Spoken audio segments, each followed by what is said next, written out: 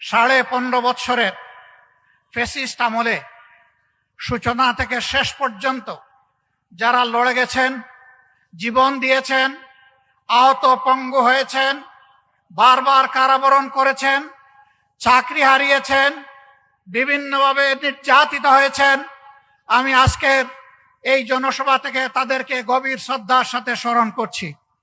বিশেষভাবে স্মরণ করছি 24 জুলাইয়ে যারা গগনভেদী আওয়াজ তুলে ফ্যাসিবাদের তক্তে তাউসকে কাঁপিয়ে দিয়েছিল, তছনছ করে দিয়েছিল, ফ্যাসিবাদকে বাংলাদেশ থেকে তাড়িয়ে দিয়েছিল, আমি তাদের প্রতি বিশেষভাবে শ্রদ্ধা নিবেদন করছি। যারা জীবন দিয়েছেন, আল্লাহ তাদেরকে শহীদ হিসাবে কবুল করুন। যারা আহত হয়েছেন, আল্লাহ পাক তাদেরকে সুস্থতার নিয়ামত দান করুন। যারা দফায় দফায় কারাবরণ করেছেন, বিভিন্নভাবে নির্যাতিত হয়েছেন, রব্বুল ইজ্জত তাদেরকে দুনিয়া এবং আখিরাতে সম্মানে ভূষিত করুন। প্রিয় দেশবাসী, একটু আগে আমার হাতে একটা প্রতীক তুলে দেওয়া হয়েছে। এই প্রতীক বড় ভারী। এই প্রতীক হচ্ছে ইনসাফের প্রতীক। আমাদের সমাজে সব ধরনের বৈষম্য, দুঃশাসন, দুর্নীতি, এই সবগুলার মূল কারণ হলো ইনসাফ না থাকা। এই ইনসাফ যদি থাকতো তাহলে সমাজে দুর্নীতিবাজরা, লুটেরারা, ডাকাতরা ব্যাংক ডাকাতি করে জনগণের সম্পদ লুটপাট করে এই দেশ থেকে নিরাপদে পালানোর সুযোগ পেত না। দেশে দেশে তারা বেগমপাড়া গড়তে পারতেন না। বাংলাদেশের বুকে সন্ত্রাসের রাজ্য কায়েম করতে পারতেন না। কারণ এই কালো টাকা সন্ত্রাসের পিছনেও ব্যয় হয়, আরো কালো টাকা বানানোর জন্যে। আজকে আমি এখানে অনেকের মাথায় লাল টুপি দেখতে পাচ্ছি।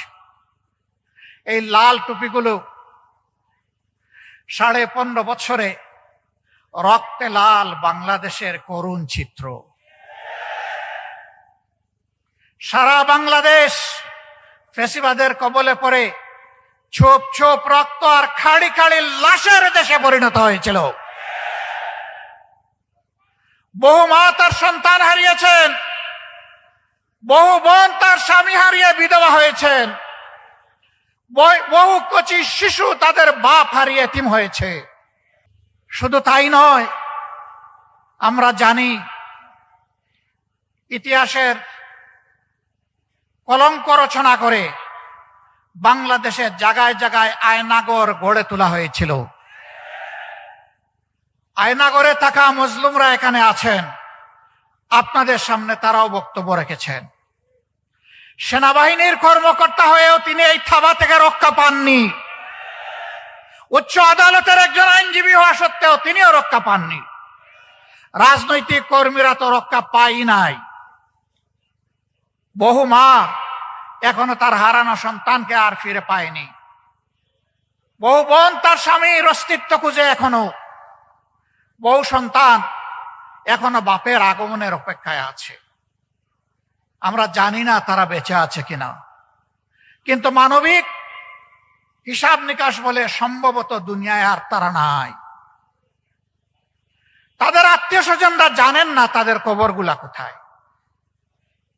আমরা সেই দুঃখী পরিবারগুলার প্রতি আজকে সংহতি জ্ঞাপন